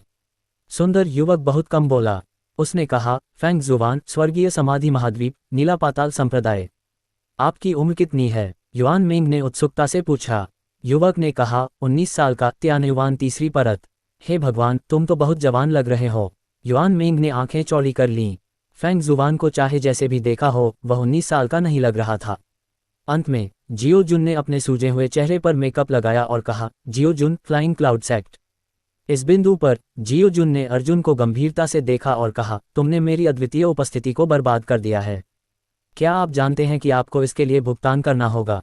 अर्जुन ने उनकी बात अनसुनी करते हुए भीड़ से कहा, अब से 3 दिन बाद प्रतियोगिता का अगला बड़ा चरण है। अभी तक हमें नहीं पता कि दूसरे चरण के नियम क्या हैं। सौभाग्य से हमारे पास अभी भी 5 लोग बचे हैं। यदि आवश्यक हुआ तो हम पांचों को एक छोटी टीम बनानी पड़ सकती है। मुझे उम्मीद है कि हम एक दूसरे को जान पाएंगे। बेशक हमें ईमानदार होना होगा। अर्जुन ने जियो जून को घूर कर देखा। जियाओ जून हंसा और बोला, ठीक है, मुझे कुछ कहना है। मैं अब और बात नहीं घुमाऊंगा। मैं वास्तव में उड़ते बादल संप्रदाय का एक शिष्य हूं और मैं उड़ते बादल संप्रदाय के शिष्यों में से एक भी हूं। विशेषज्ञ। मेरी शक्ति बहुत महान है।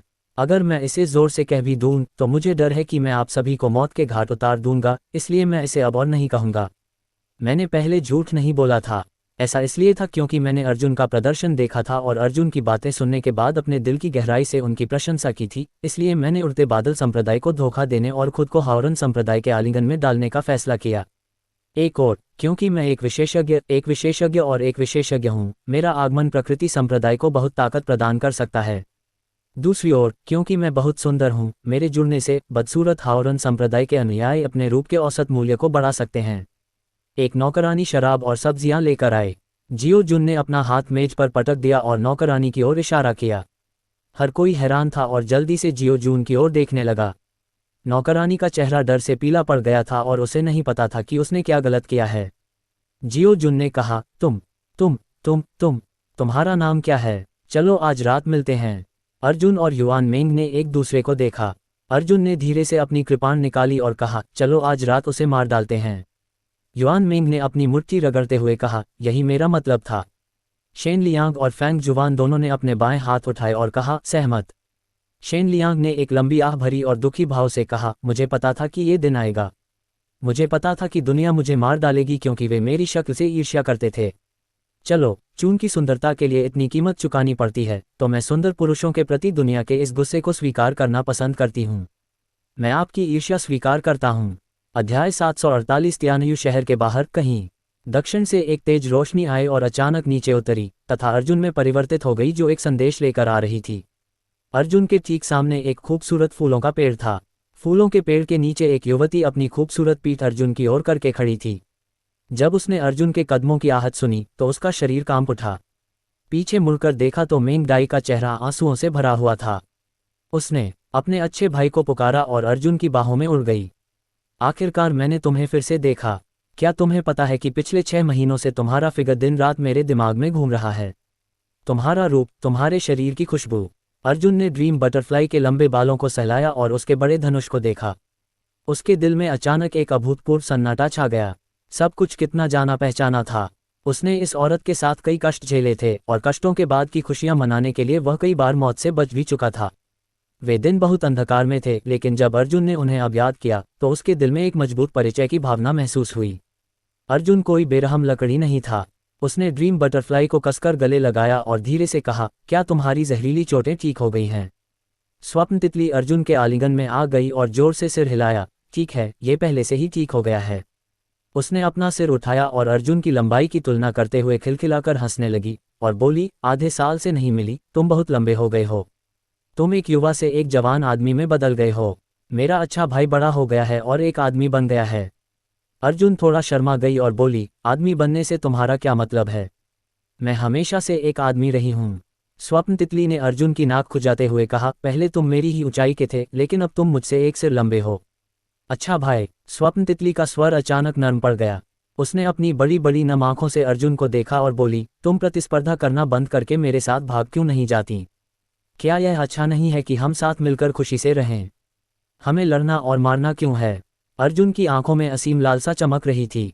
वह नफरत से भरा एक मार्शल आर्टिस्ट था, लेकिन उसके दिल में सबसे ज्यादा एक शांतिपूर्ण जीवन की चाहत थी। वह एक अच्छा जीवन जीना चाहता था, स्वादिष्ट भोजन का स्वाद लेना चाहता था, एक साधारण व्यक्ति की तरह महान नदियों और पहाड़ों की यात्रा करना चाहता था और जीवन में हर चीज का आनंद लेना चाहता था। हालांकि उनके दिमाग से गायब हो चुकी यादें उनके पास इस इच्छा को दिल में दफनाने के अलावा कोई विकल्प नहीं बचा था। तुम्हें पता है, अर्जुन ने ड्रीम बटरफ्लाई के बालों को सहलाते हुए कहा, इस समय मैं अब और घूम नहीं सकती। अगर मैं मार्शल आर्ट की दुनिया छोड़ना भी चाहूं तो भी मैं खुद ऐसा नहीं कर सकती। मेंगडाई ने अपना सिर नीचे कर लिया। वह समझ गई थी कि अर्जुन का क्या मतलब है। कोई भी मार्शल आर्टिस्ट इससे बच नहीं सकता था। हावरान संप्रदाय को अर्जुन की ज़रूरत थी, जियान कबीले को अर्जुन की ज़रूरत थी और बहुत से लोगों को अर्जुन की ज़रूरत थी। एक मार्शल आर्टिस्ट पहले ऐसा ही होता था। अब जीना सिर्फ उसके बस की बात नहीं थी। यहाँ तक कि नैतिकता को नज़रअंदाज करने वाला स्वर्गीय शैतानी धर्म भी ऐसा ही था। स्वप्न तितली भी अपने स्वामी की बहुत परवाह करती थी। वह अलविदा कहे बिना जा नहीं सकती थी। परिवार, दया, प्रेम, मित्रता हमें जकड़े हुए हैं। आइए हम कड़वाहट के सागर की दुनिया में पानी की एक बूंद बन जाएं, जिससे पार पाना हमेशा के लिए असंभव हो जाए। आसमान से गगनभेदी आवाजें सुनाई दे रही थीं। अर्जुन ने ऊपर देखा तो एक डरपोक पक्षी पहले से ही उसके कंधे पर खड़ा था। नन्ही चिड़िया अर्जुन की स्टोरेज रिंग पकड़े हुए थी और उसमें से सारी गंदी चीजें बाहर निकाल रही थी। उसने उन्हें जमीन पर फेंक दिया और सिर्फ चमकदार चीजों को अपनी छाती में भर लिया। स्वप्न तितली हंसने से खुद को रोक नहीं पाए। ये छोटी चिड़िया कभी संतुष्ट नहीं हो सकती। मैंने इसे बहुत सारे रत्न दिए हैं और यह हमेशा उन रत्नों के लिए तरसती रहेगी जो इसे नहीं मिले। अर्जुन जब नन्ही गौरैया को फिर से देखा तो वह बेहद खुश हुआ। उसने मुस्कुराते हुए कहा, ये नन्हा सा हमेशा से ऐसा ही रहा है। चाहे आप इसे कितना भी खजाना दे दें, ये रुकेगा नहीं। डिंग। नन्ही चिड़िया ने आंखें सिकोड़ लीं और उसकी आंखों में एक ठंडी रोशनी कौंध गई। उसने अर्जुन के चेहरे पर अपने पंख फड़फड़ाए। सेक्ट रैंकिंग टूर्नामेंट के दूसरे चरण में अभी 2 दिन बाकी हैं। चलो चलें, मैं अगले 2 दिन तुम्हारे साथ रहूंगी। चलो त्यानयू शहर घूम आते हैं। अर्जुन ने ड्रीम बटरफ्लाई के बालों को सहलाया। स्वप्न तितली प्रसन्न हुई और बहुत खुश हुई। इन 2 दिनों में उन दोनों ने मार्शल आर्ट की दुनिया में सब कुछ छोड़ दिया और एक साधारण व्यक्ति बनने पर ध्यान केंद्रित किया। वे त्यानयू शहर की सड़कों पर घूमते, सड़क किनारे बिना किसी संकोच के नाश्ता करते, पुस्तकालय में एक दूसरे का हाथ थामे रहते और कहानीकार की दिल को छू लेने वाली कहानियां सुनते। वे फूलों के नीचे बैठकर पानी पीते और विलो झील के किनारे जलती लालटेनों को देखते। अर्जुन भूल गया कि वह हावरन संप्रदाय का शिष्य था और स्वप्न तितली भूल गई कि वह स्वर्गीय शैतान संप्रदाय की सदस्य थी। 2 बिल्कुल विपरीत विचारधारा वाले युवक युवतियों ने आखिरकार एक साधारण इंसान की जिंदगी का अनुभव किया। पता चला कि एक साधारण इंसान की दुनिया भी एक साधारण इंसान की दुनिया जितनी ही रंगीन थी। तीसरे दिन अर्जुन के पास ड्रीम बटरफ्लाई से अलग होने और स्टार गेजिंग सिटी जाने के अलावा कोई विकल्प नहीं था। उसने मूल रूप से छोटी चिड़िया को ड्रीम बटरफ्लाई के पास छोड़ने की योजना बनाई थी, लेकिन छोटी चिड़िया ने मना कर दिया। सच कहें तो स्वर्गीय शैतान धर्म में ड्रीम बटरफ्लाई का दर्जा ऊंचा था, लेकिन लिटिल स्पैरो के लिए केवल एक ही शब्द था जो जीवन की इस अवधि को संक्षेप में प्रस्तुत कर सकता था, और वह था उबाऊ। क्योंकि स्वप्न तितली की पहचान बहुत विशेष थी, स्वर्गीय शैतान पंथ में किसी ने भी उसकी अवज्ञा करने का साहस नहीं किया। इसके विपरीत अर्जुन जैसे अजनबी का अनुसरण करने के कारण ही वह हमेशा खतरे में, साहसिक और मजेदार रहा था। यद्यपि वह छोटा पक्षी केवल एक पक्षी था, फिर भी वह एक अद्भुत पक्षी की चाहत रखता था। अर्जुन ने मेंगडाई के साथ एक समझौता किया। संप्रदाय रैंकिंग टूर्नामेंट समाप्त होने के बाद वह मेंगडाई को ढूंढेगा और कुछ महीनों तक उसके साथ खेलेगा। चलो चलें, हम भाइयों के बीच नई जिंदगी फिर से शुरू होने वाली है। अर्जुन ने अपनी उंगली से पक्षी के रोएदार माथे को सहलाया।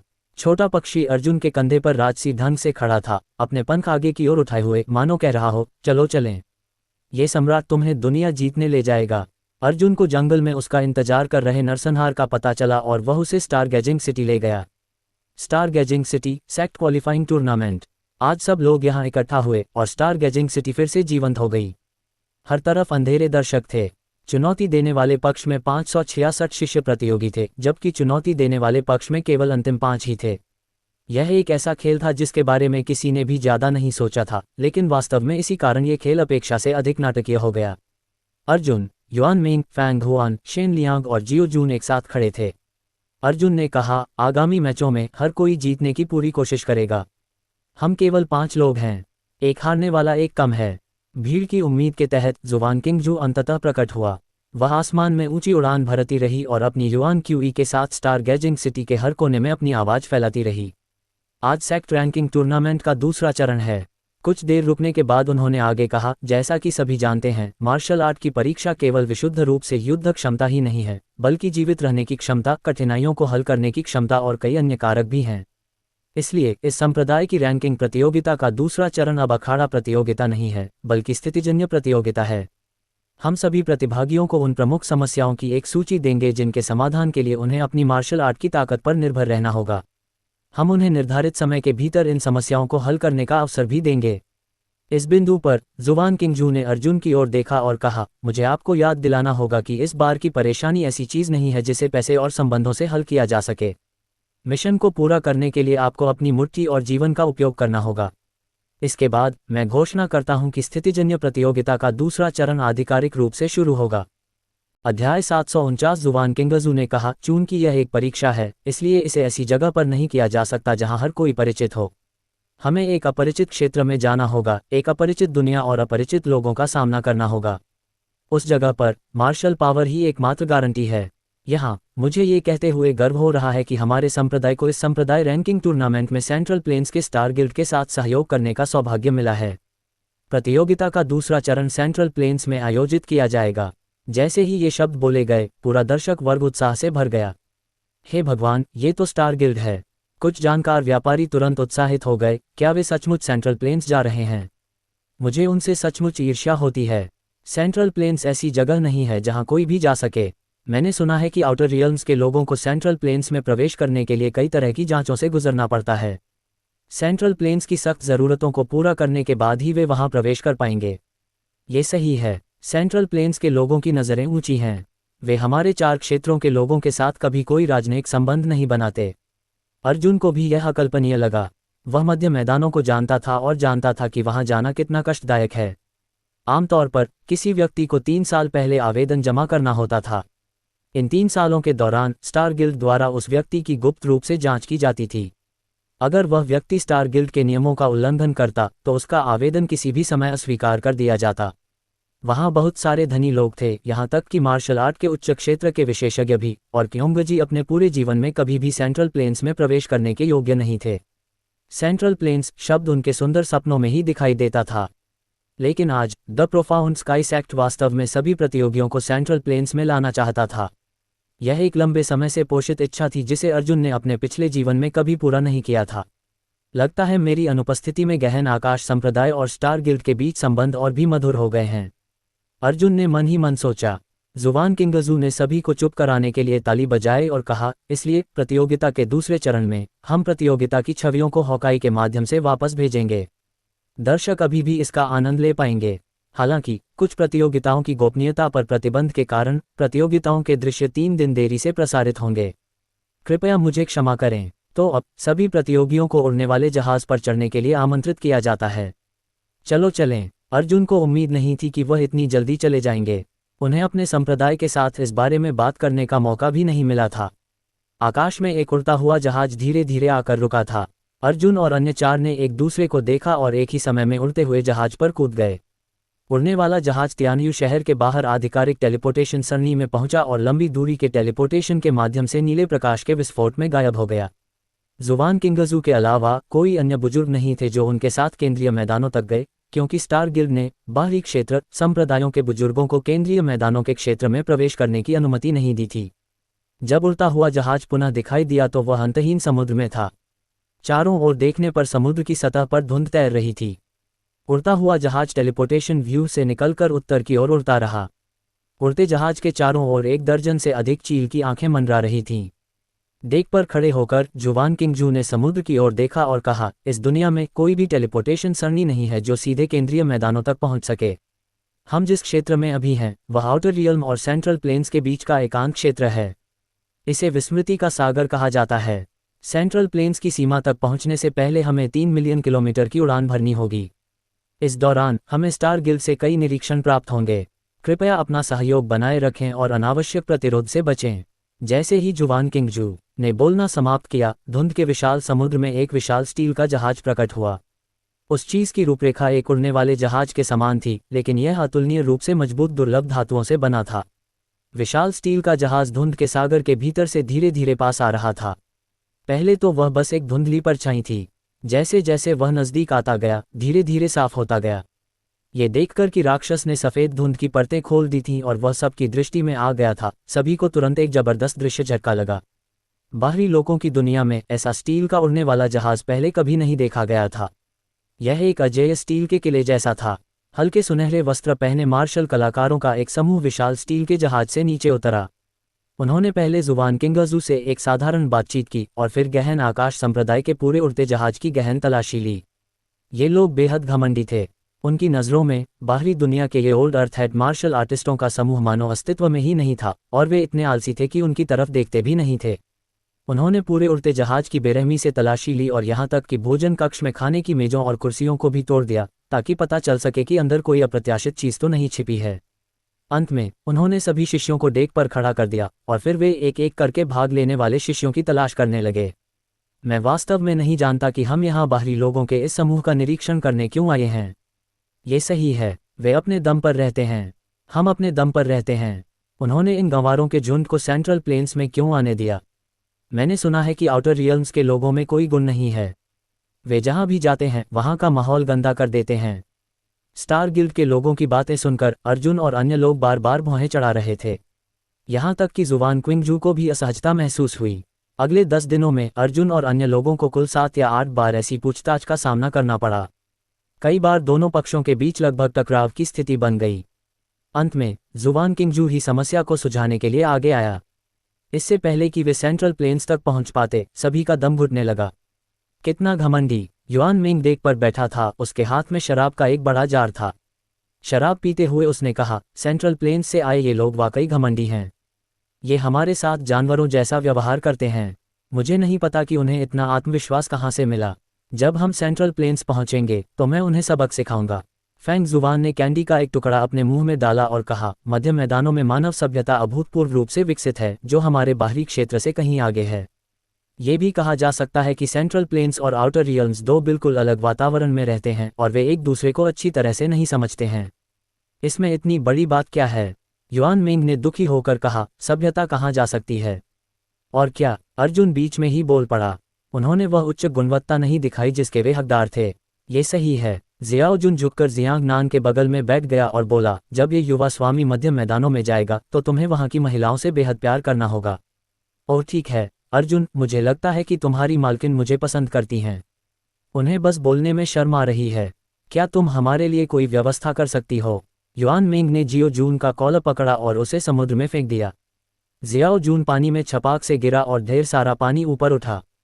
लेकिन अगले ही पल जियाओ जून जियांग नान के पास बैठा था। उसने मुस्कुराते हुए कहा, इसे व्यवस्थित करो। ये तो बहुत सुंदर है। अर्जुन और अन्य लोग अविश्वास से जियाओ जून को देख रहे थे, उनके दिल बैठ रहे थे। ये बच्चा कब वापस आया? अभी कुछ देर पहले ही तो वह पानी में गिरा था और अगले ही पल चेहरे पर एक चंचल मुस्कान लिए वापस बैठ गया था। ऐसा लगता है कि यह बच्चा आमतौर पर लापरवाह है, लेकिन वास्तव में वह बहुत सक्षम है।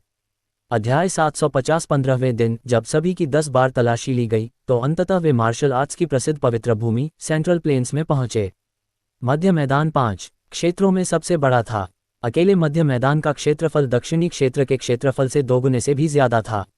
जैसे ही उसने आधे रास्ते से उस क्षेत्र में कदम रखा, अर्जुन इस चमत्कारी दुनिया को देखकर आश्चर्यचकित हुए बिना नहीं रह सका। चाहे वह भूदृश्य हो, परिदृश्य हो या रीति रिवाज, वे सभी बाहरी क्षेत्रों से काफी भिन्न थे। वैज्ञानिक और तकनीकी सभ्यता के विकास के मध्य में उच्च स्तरीय प्रगलन तकनीकें अब केवल जुआनदाव काश्तकारों के हाथों में ही नहीं थीं, बल्कि आम लोगों के बीच भी व्यापक रूप से प्रसारित हो रही थीं। मध्य मैदान के तट पर एक अतुलनीय रूप से बड़ा बंदरगाह था और पास में 2 बड़े शिपयार्ड थे। चून की मध्य मैदानों में खनन तकनीक बहुत उन्नत थी, इसलिए किले जितनी मजबूत इस्पात संरचनाएं हर जगह देखी जा सकती थीं। यहाँ का वातावरण सुव्यवस्थित था और यहाँ तक कि पेड़ों की भी योजना एकीकृत तरीके से बनाई गई थी। यहाँ के आम लोगों का जीवन स्तर भी बहुत ऊंचा था। उनकी आय बाहरी लोगों से कहीं ज्यादा थी, इतनी ज्यादा कि आम लोगों की एक बड़ी संख्या को अपनी आधी से ज्यादा जिंदगी काम करते हुए नहीं बितानी पड़ती थी। इसलिए पर्यटकों को हर जगह देखा जा सकता है। वे साफ सुथरे और उत्तम कपड़े पहनते हैं, उनके शिष्टाचार बचपन से ही अच्छी तरह से प्रशिक्षित होते हैं। जीवन की प्रचुरता के कारण समय की प्रचुरता हो गई, जिससे अधिक लोगों को मार्शल आर्ट सीखने के लिए अधिक समय मिला। पूरे मध्य मैदानी क्षेत्र में मार्शल कलाकारों का अनुपात बहुत ज्यादा था। हर 10 लोगों में एक मार्शल कलाकार होता था। बाहरी क्षेत्रों में यह संभावना अकल्पनीय थी। बंदरगाह शहर बेहद उपजाऊ था। सड़क के दोनों ओर इमारतों की कतारें रंग बिरंगी थीं और देखने में मनमोहक लग रही थीं। सेंट्रल प्लेन्स में दुनिया की सबसे उन्नत मानव सभ्यता है, दुनिया की सबसे विकसित मार्शल आर्ट सभ्यता है। साथ ही इस जगह में दुनिया का सबसे खतरनाक क्षेत्र भी है। जुवान किंगजू आगे आगे चला और सबको समझाया, यह उतना सुंदर नहीं है जितना ऊपर से दिखता है। देखिए कि ये आम लोग कैसे अपनी जिंदगी का आनंद लेते हैं। वे दोपहर का समय भी मंडप में बैठकर चाय पीने और बातें करने के लिए निकाल लेते हैं। ऐसा इसलिए है क्योंकि उनकी जिंदगी बहुत कीमती है। इस जगह पर हम अक्सर राक्षसों को शहर पर हमला करते हुए पाते हैं। ये कहा जा सकता है कि वे एक अनिश्चित स्थिति में हैं। राक्षस। अर्जुन उत्सुक था, उसने इस शब्द के बारे में पहले कभी नहीं सुना था। जुबान किंगजू ने अर्जुन की ओर देखा और कहा, तुमने गलत नहीं सुना। मैं राक्षसी जानवरों के बारे में नहीं, बल्कि राक्षसों के बारे में बात कर रहा हूँ। मध्य मैदानों में 5 प्रमुख खतरनाक क्षेत्र हैं। कुछ स्थान ऐसे हैं जहां दिव्य मार्शल क्षेत्र के विशेषज्ञ भी अगर प्रवेश कर जाएं तो मौत के कगार पर पहुंच जाएंगे। इनमें से कुछ खतरनाक इलाकों में विकृत जगहें हैं। अक्सर अनजान दुनिया से आए अनजान जीव वहां दौड़ते हुए आते हैं। सेंट्रल प्लेन्स के लोग उन अनजान जीवों को राक्षस कहते हैं। फैंग जुबान ने एक पल सोचा और कहा, अगर मैं गलत नहीं हूं तो क्या हमारा मिशन राक्षसों से संबंधित है? जुबान क्विंगजू ने सिर हिलाया। उनके सामने पहले से ही एक स्टील का उड़ने वाला जहाज इंतजार कर रहा था। कुछ लोग जहाज पर चढ़े और तुरंत उत्तर की ओर उड़ चले। 2 दिन बाद वे एक बड़े शहर में पहुंचे। जमीन पर उतरने के बाद सभी ने एक बार फिर प्रशंसा में आह भरी। ये शहर वाकई बहुत समृद्ध था। पूरा शहर 7-8 मंजिल में बंटा हुआ था। हवा में चौड़ी सड़कें भी थीं। उन सड़कों पर गाड़ियां चलती थीं। बड़े बड़े राक्षसी जानवरों की पीठ पर अक्सर नावघर जैसी छोटी छोटी इमारतें होती थीं। उन घरों में काफी लोग बैठे रहते थे। अर्जुन के ठीक सामने एक बेहद ठंडा रहस्यमय कछुआ अभी अभी ऊपर चढ़ा था। रहस्यमय कछुए की गति तेज नहीं थी, लेकिन उसके आगे का रास्ता बर्फ में जम जाएगा। उसका विशाल शरीर तेजी से बर्फ की सतह पर बह रहा था और कछुए के खोल पर बने घर में कई यात्री बैठे थे। सभी ने अपने सिर ऊपर उठाकर आकाश की ओर देखा और आकाश की विशाल सड़कें सभी दिशाओं में फैली हुई थीं।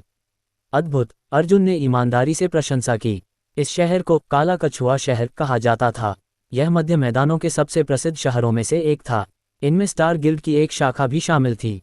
ये गिल्ड ब्लैक टॉर्टोइस सिटी के केंद्र में स्थित था और यह एक रेट्रो महल परिसर था। स्टार गिल्ड की शाखा से तरह तरह के पुरुष और महिला मार्शल कलाकार निकले। उन्होंने हल्के सुनहरे वस्त्र पहने थे और उनकी आभा भयंकर थी। अर्जुन का स्टार लॉर्ड हाउस होल्ड का पहला मूल्यांकन ये था कि यह उच्च गुणवत्ता का था। इस जगह पर वह तथाकथित साधारण मार्शल कलाकारों को मुश्किल से ही देख पाता था। सभी के मार्शल आर्ट के मानक बहुत करीब थे और सबसे बुरे दक्षिणी क्षेत्र के दूसरे दर्जे के संप्रदायों के अनुयायियों से कहीं ज्यादा शक्तिशाली थे। स्टार गिल्ड के साधारण सदस्य कितने शक्तिशाली होते हैं, मुझे आश्चर्य है कि उनके प्रतिभाशाली लोग कितने शक्तिशाली होंगे, युआन मिंग ने उत्साह से कहा। वे स्टार गिल्ड के लोगों का अवलोकन कर रहे थे और स्टार गिल्ड के लोग भी पुरानी पृथ्वी टोपियों के इस समूह का अवलोकन कर रहे थे। खासकर युआन मिंग की 4 मीटर लंबी कदकाठी। वह सेंट्रल प्लेन्स में पैदल चलते थे और अब तक उन्हें कोई ऐसा व्यक्ति नहीं मिला था जिसकी लंबाई उनके बराबर हो। अर्जुन यहाँ कत्लेआम नहीं लाया क्योंकि सेंट्रल प्लेन्स ही एकमात्र ऐसी जगह थी जो अभी भी सक्रिय रूप से ओर्क्स की तलाश और पीछा कर रही थी। कत्लेआम को यहाँ लाना कत्लेआम को कब्र में पहुंचाने के बराबर था। विशाल गिल्ड हॉल में क्रिस्टल फर्श की रोशनी में भीड़ कुछ शर्मिंदा दिख रही थी। अर्जुन को इसकी जरा भी परवाह नहीं थी। उसमें अपरिचित परिवेश में ढलने की स्वाभाविक क्षमता थी। आहा, क्या ये पूर्वी चीन सागर से आया मेरा भाई नहीं है? उसके ठीक सामने युवक युवतियों का एक समूह चला आया। सामने वाला व्यक्ति अर्जुन के समूह पर जोर से हंसा और अपनी बाहें फैला दी। गहन आकाश संप्रदाय की दिशा में एक हटे कट्टे आदमी ने भी हंसते हुए उनका अभिवादन किया। भाई डुआन है, बहुत समय हो गया मुलाकात नहीं हुई। पहले दोनों ने हाथ मिलाया और फिर गले मिले। क्या वह युडोंगहाई है? वह स्टार गिल्ड के लोगों को जानता है। अर्जुन ने भौहें सिकुड़ी और उस हटे कट्टे आदमी की तरफ देखा। पता चला कि यह व्यक्ति दक्षिणी क्षेत्र के 7 टाइगर्स का बॉस यू डोंगहाई था। फेंग जुवान ने किनारे खड़े होकर कहा, हाल ही में द प्रोफाउंड स्काई सेक्ट और स्टार गिल्ड के बीच अच्छे संबंध बन गए हैं। द प्रोफाउंड स्काई सेक्ट के शिष्य भी मार्शल आर्ट का आदान प्रदान करने के लिए कई बार स्टार गिल्ड में आए हैं। मैंने सुना है कि यू डोंगहाई ने अच्छी रैंकिंग हासिल की है। ये बुरा नहीं है, अर्जुन ने एक पल सोचा। दक्षिणी क्षेत्र के 7 बाघों के नेता के रूप में यू डोंगहाई केवल स्टार गिल्ड के मार्शल आर्ट एक्सचेंज में एक अच्छी रैंकिंग प्राप्त करने में कामयाब रही थी। ऐसा लगता है कि स्टार गिल्ड वास्तव में बादलों की तरह एक विशेषज्ञ है। आह, क्या ये एल्डर किंग जू हैं? आपकी यहाँ उपस्थिति सचमुच एक बड़ा सम्मान है। आइए, मैं आपके साथ एक जमींदार के तौर पर अच्छा व्यवहार करने की पूरी कोशिश करूंगा। स्टार गिल्ड के डुआनहे का रुतबा बहुत ऊंचा लग रहा था। शायद उसका दर्जा कुछ खास ऊंचा नहीं था। सिर्फ इसलिए कि star guild the profound sky sect को नीची नज़र से देखता था, उन्होंने उसे सबका स्वागत करने के लिए कहा था। कौन जाने। हालांकि इस समय एक अधिक रहस्यमय वातावरण प्रकट हुआ। डुआनहे ने स्टार गिल्ड का प्रतिनिधित्व करते हुए सभी का स्वागत किया, लेकिन वह अभी भी गहन आकाश संप्रदाय के लोगों के प्रति बहुत उत्साही थे। ये जानने के बाद कि अर्जुन और अन्य 5 गहन आकाश संप्रदाय से संबंधित नहीं थे, अर्जुन और अन्य लोगों के प्रति उनका रवैया न तो बहुत ठंडा था और न ही बहुत गर्म। डुआनहे सबको एक बगीचे में ले गया। बगीचा बहुत बड़ा था और अंदर सैकड़ों मार्शल आर्ट कलाकार भी मार्शल आर्ट का अभ्यास कर रहे थे। ठंडी हवा के झोंकों से गुलाबी आड़ू के फूल धीरे धीरे नीचे उतर रहे थे। यहाँ के मौसम बाहरी दुनिया के मौसमों से बिल्कुल अलग थे। डुआनहे ने स्वर्गीय गहन संप्रदाय के 500 से ज्यादा शिष्यों के लिए शराब और व्यंजन तैयार किए थे, जबकि उन 5 ने सिर्फ एक साधारण लकड़ी की मेज और कुछ ठंडे व्यंजन तैयार किए थे। शराब भी ठंडी थी।